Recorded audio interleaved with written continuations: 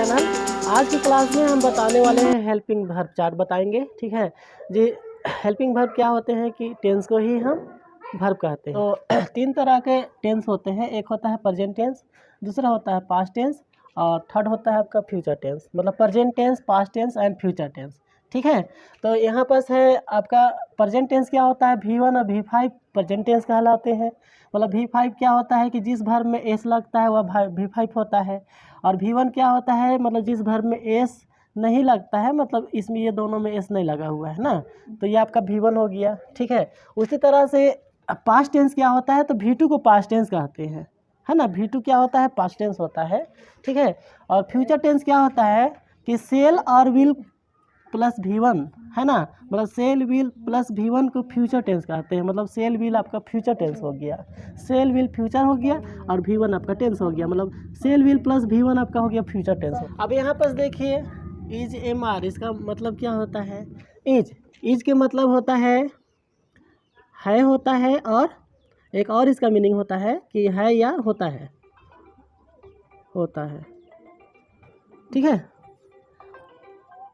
उसी तरह से एम के मतलब क्या होता है, एम के मतलब हूँ होता है, एम के मतलब हूँ होता है, और आर के मतलब है या हो होता है और हो होता है आर के मतलब। ठीक है, मतलब इज के मतलब है या होता है, आम के मतलब हूँ, और आर के मतलब है या हो होता है। एक और इसका मीनिंग होता है कि होते हैं। ठीक है, होते हैं, लगते हैं, है ना, इस तरह का लगता है, उसमें आर का यूज करते हैं। अच्छा रुकिए ना, मैं बोलिए, है ना। तो ये हो गया इज MR। ठीक है, अब यहाँ पर बता रहे हैं वाज या वेयर। ठीक है, वाज के मतलब होता है था, थी, था और थी होता है ना, और वेयर के मतलब होता है थे होता है, वेयर मतलब थे, वाज मतलब था, थी, और वेयर के मतलब थे होता है। ठीक है, उसी तरह से सेल और विल प्लस V1 का यूज कहाँ पर करते हैं, तो हाँ, सेल और will, cell will plus V1 का यूज कहाँ पर होता है, तो इसका हिंदी अर्थ हो गया क्रिया प्लस एगा, क्रिया प्लस एगा उंगा ओगे, क्रिया प्लस एगा उंगा ओगे। ठीक है, तो वहाँ पर सेल विल का यूज करते हैं, प्लस V1 लगता है। जैसे क्रिया प्लस एगा उंगा ओगे में सेल विल प्लस V1 का यूज होता है ना। जैसे यहाँ पास इज MR, इसका हिंदी हुआ है होता है, आम का मतलब हूँ, आर के मतलब है हो या होते हैं। ठीक है, था, वाज के मतलब था, थी, और वेयर मतलब थे होता है। उसी तरह से सेल विल प्लस V1 का यूज कहाँ पर होगा, क्रिया प्लस एगा उंगा ओंगे। जैसे पढ़ेगा, ठीक है, पढ़ूंगा, पढ़ोगे, तो यहाँ पर आपका सेल विल का यूज हो गया। ठीक है, वहाँ पर सेल विल का यूज करेंगे इस तरह के सेंटेंस में।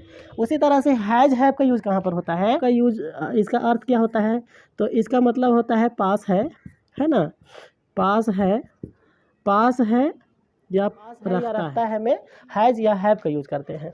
ठीक है ना।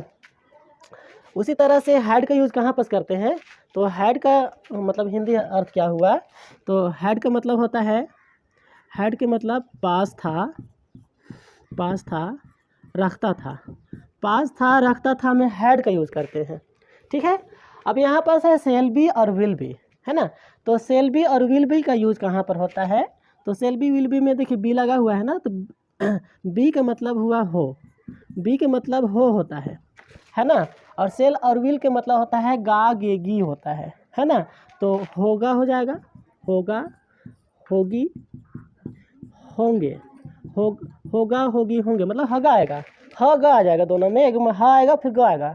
ठीक है, तो वहाँ पर सेल बी और विल बी का यूज करेंगे, मतलब हगा में सेल बी विल बी होगा। ठीक है ना। उसी तरह से रहेगा, ठीक है, रहेगी, रहेंगे, है ना, इसमें भी सेल बी विल बी का यूज होगा, क्योंकि इसमें भी हगा आ रहा है, हगा आ जा रहा है रास्ते में। ठीक है, या रहे आ जाएगा, रहे आ रहा है, या हगा आएगा, तो वहाँ पर सेल बी विल बी का यूज करते हैं।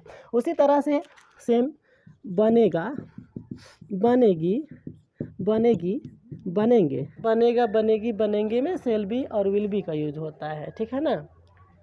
ठीक है, तो ये इंग्लिश हो गया, है ना, मतलब हिंदी। अब